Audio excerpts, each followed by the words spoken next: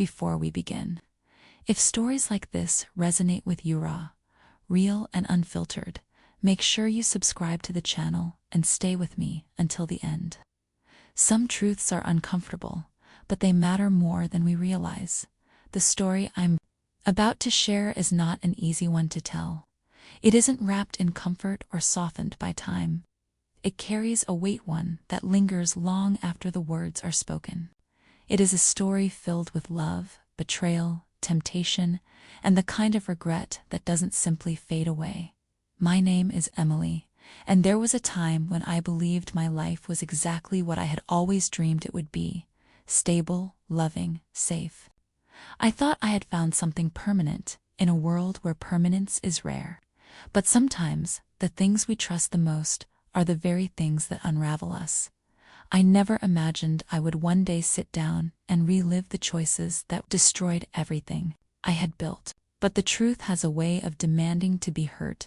This story began in a quiet, suburban town in Texas, the kind of place where neighbors wave at each other, where everything seems calm on the surface, and where life moves at a steady, predictable pace.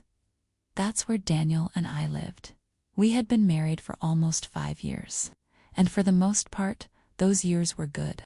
Not perfect, but real, grounded, and full of the kind of small moments that build a life together.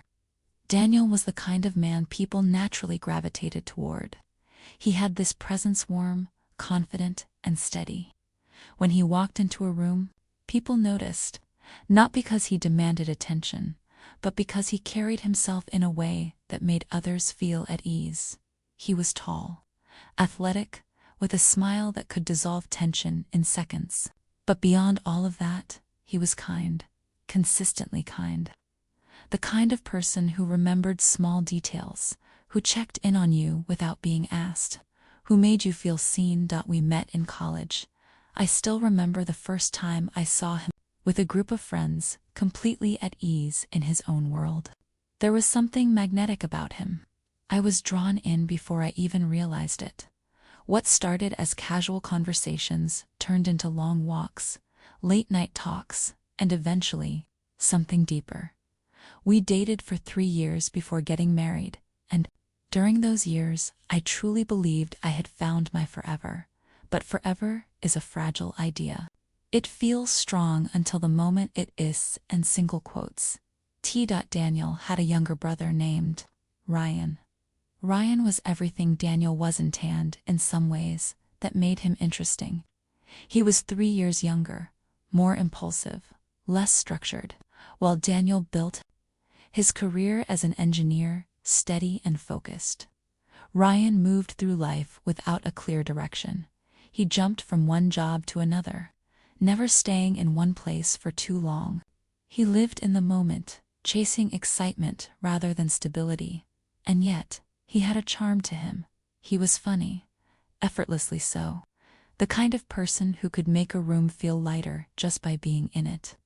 When he visited, the house felt different, louder, more alive at first. I liked him in the way you're supposed to like a brother-in-law. There was nothing complicated about it. He was family. Someone to joke with, someone to share casual conversations with, someone who existed within the safe boundaries of marriage. At least that's what I believed. Looking back now, I realize how subtle everything was in the beginning. Nothing happened all at once. It started with small moments that felt harmless at the time. Ryan would come over when Daniel was working late. It wasn't unusual.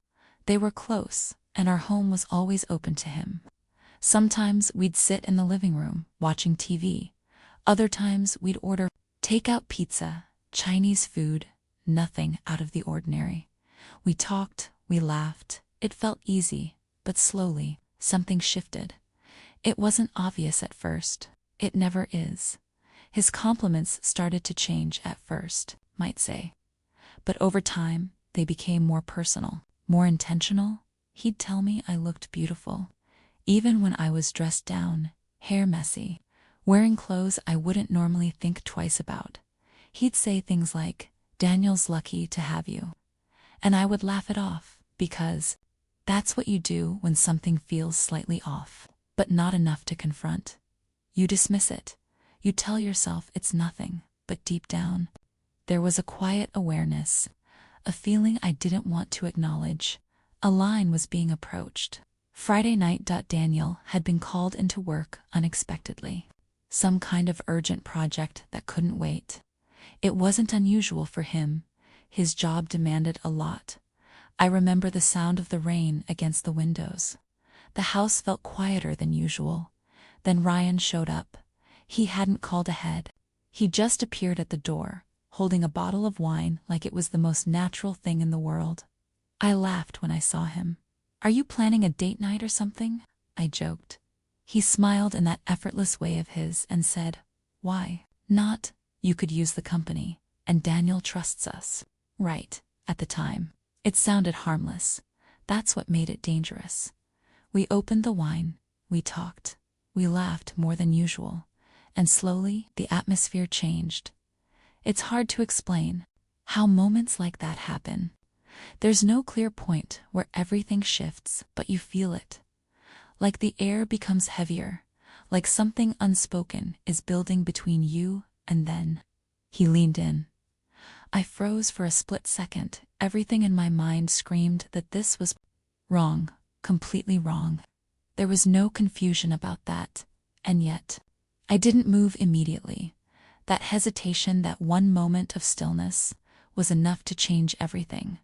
I pulled back. I told him it was wrong, and it was. We both knew it. Nothing more happened that night, but something had already begun. After that, things didn't go back to normal. They couldn't. There was a tension between us that hadn't existed before. A quiet awareness that lingered in every shared space. I told myself it had been a mistake. A moment of poor judgment. Something that would never happen again. But temptation doesn't disappear just because you ignore it. If anything, it grows, it becomes louder, more persistent, and eventually it finds a way in. The second time wasn't an accident. There was no wine, no excuse, no pretense of innocence. Daniel had gone out with friends that night. A basketball game, I think. Ryan came over. Again, uninvited, like he had before. But this time, everything felt different from the moment he walked in. There was no pretending, no casual conversation to hide behind. I knew what was happening, and I didn't stop it. That night became the beginning of something I can only describe as a secret life. Where my husband wasn't present, Ryan and I crossed a line that should never have been crossed. And once it was crossed, it didn't stay a single moment. It became a pattern. We told ourselves it would be the last time, every time, but it never was. There was always another moment, another excuse, another chance to make the same mistake again. And with each time, it became easier. That's the part people don't talk about. How something that feels wrong at first can slowly become normalized. How guilt can fade just enough to let you continue, but it never truly disappears. It lingers quietly, constantly, on the surface. My life looked the same. I was still Daniel's wife.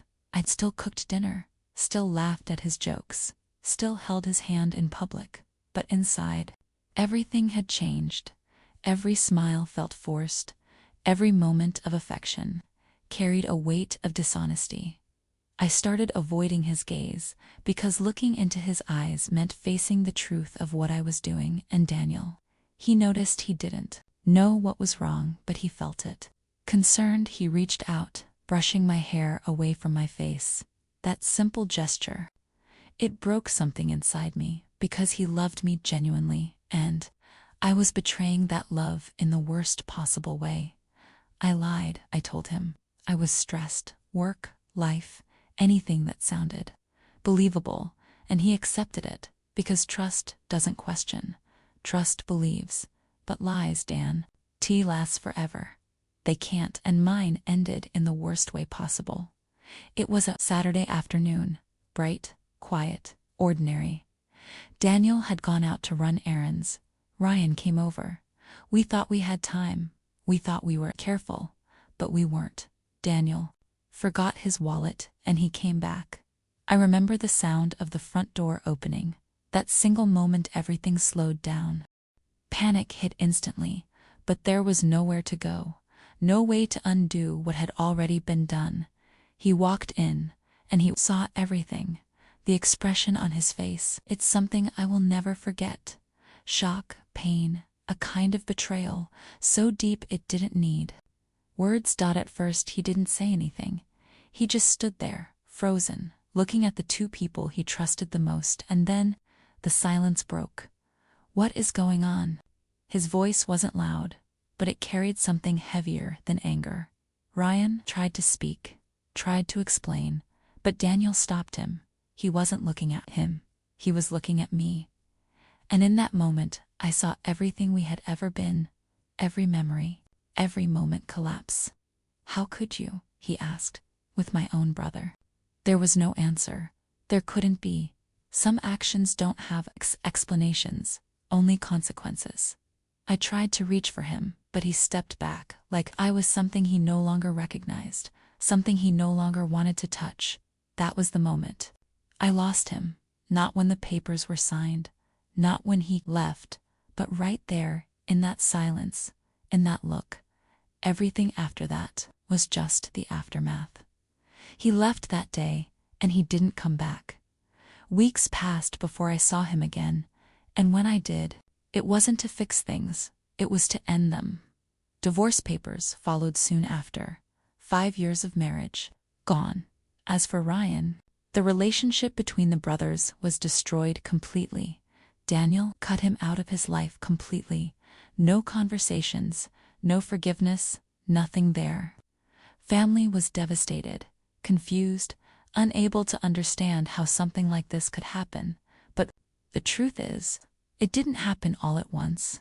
It happened in small moments, small choices, small decisions that seemed insignificant at the time until they weren't, and me. I was left with everything I had created, the guilt, the regret, the emptiness. The thrill that once made everything feel exciting disappeared completely, and in its place, there was nothing, just silence, and the understanding of what I had lost. If there's one thing I've learned from all of this, it's that betrayal doesn't start big. It starts small, with moments you think don't matter, with lines you think you won't cross, until one day, you do. It doesn't return the same way. Some things can be rebuilt, but some things stay broken, and you have to live with that. That's why I'm telling this story. Not for sympathy, not for sympathy, not for justification, but as a warning. If you ever find yourself standing at the edge of a decision you know is wrong, walk away, because the cost is always greater than it seems.